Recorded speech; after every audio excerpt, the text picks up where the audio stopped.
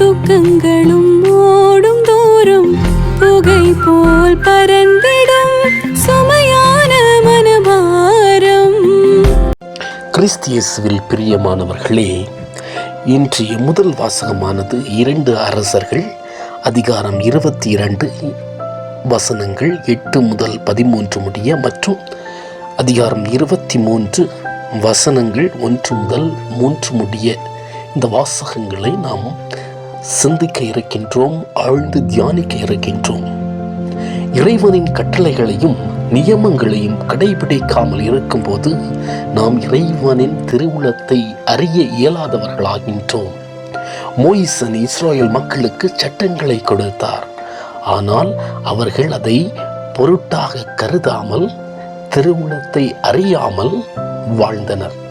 அதன் பிறகு அந்த சட்ட நூல்கள் காணாமல் சிதறி போயின. அதே போலதான் மக்களும் இறைவன் திருவுளத்தை அறியாததால் அவர்கள் வாழ்வும் சிதறண்டு போயின. இதை கருத்தில் கொண்டு அரசன் யோசியா எவ்வாறு இறைவனின் திருவுளத்திற்கு மதிப்பு கொடுத்தார் என்பதை இன்றைய முதல் வாசகத்திலே நாம் தெளிவாக சிந்திக்க இருக்கின்றோம். ஆண்டவர் இல்லத்தில் சட்ட நூலை கண்டெடுத்தேன் என்று தலைமை குரு இலக்கியா கூறும் வார்த்தைகளை சற்று சிந்திக்க உங்கள் அனைவரையும் அழைக்கின்றேன். இந்த சட்ட நூலின் முக்கியத்துவம் என்ன என்பதை நாம் அறிய வேண்டும். இந்த சட்ட நூல் தான் மோயிசன் இஸ்ராயேல் மக்களுக்கு கொடுத்திருந்த சட்டங்களும் இஸ்ராயேல் மக்கள் பின்பற்ற வேண்டிய நெறிமுறைகளும் இதிலே தான் அடங்கி இருந்தன. 2 அரசர்கள் அதிகாரம் 23 வசனம் 2 இது உடன்படிக்கை நூல் என்று குறிப்பிடப்படுகிறது. 2 குறிப்பேடு அதிகாரம் 17 வசனம் 9 ஆண்டவரின் திருச்சட்ட நூலுடன் அவர்கள் போதித்தனர் என்கிற வார்த்தைகள் இந்த நூலை பற்றி குறிப்பிடுகின்றார். மேலும் 2 அரசர் அதிகாரம் 11 வசனம் 12 யோவாசு அரசனாகிற போது உடன்படிக்கை அவனோடு கொடுக்கப்படுவது அவனுடைய இருப்பை வெளிப்படுத்துகிறது.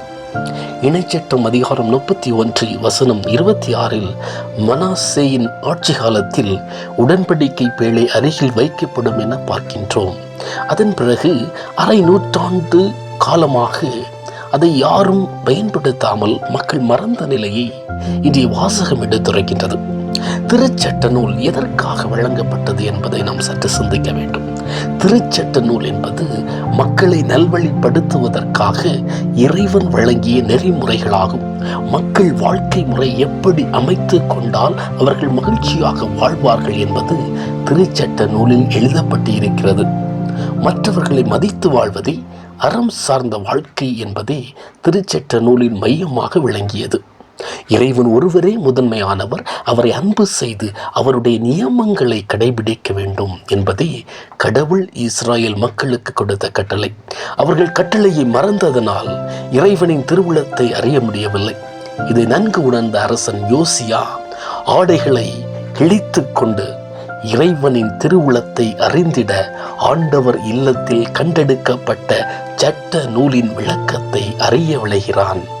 இறுதியில் இறைவனின் திருவுளத்தை கேட்டு அறிந்த பின் ஆண்டவரை பின்பற்றி நடப்பதாகவும் விதிமுறைகள் நியமங்களை முழு உள்ளத்தோடும் முழு இதயத்தோடும் கடைபிடிப்பதாக ஆண்டவர் திருமுன் உடன்படிக்கை செய்கிறார். அது மட்டுமில்லாமல் மக்களையும் உடன்படிக்கை செய்ய வைக்கின்றார். ஆமன் வாழ்ந்தவர்களே, இறைவனின் வழியை பின்பற்றும் போதும் அவரை தொடர்ந்து அணுகும் போதும் இறைவனின் திருவுளம் நம்மில் வெளிப்படும். எவ்வாறு அரசன் யோசியா இறைவனின் திருவுளத்தை அறிய ஆவல் கொண்டு அவரின் வழியை கடைபிடிக்க உறுதி பூண்டாரோ, அதே போல நாமும் அவரின் கட்டளையை கடைபிடித்து இறை திருவுளத்தை அறிய இன்றைய நாளிலே நாம் முயற்சிப்போம். நான் நினைக்கும் நேரம் துக்கங்களும் ஓடும் தூரம் புகை போல்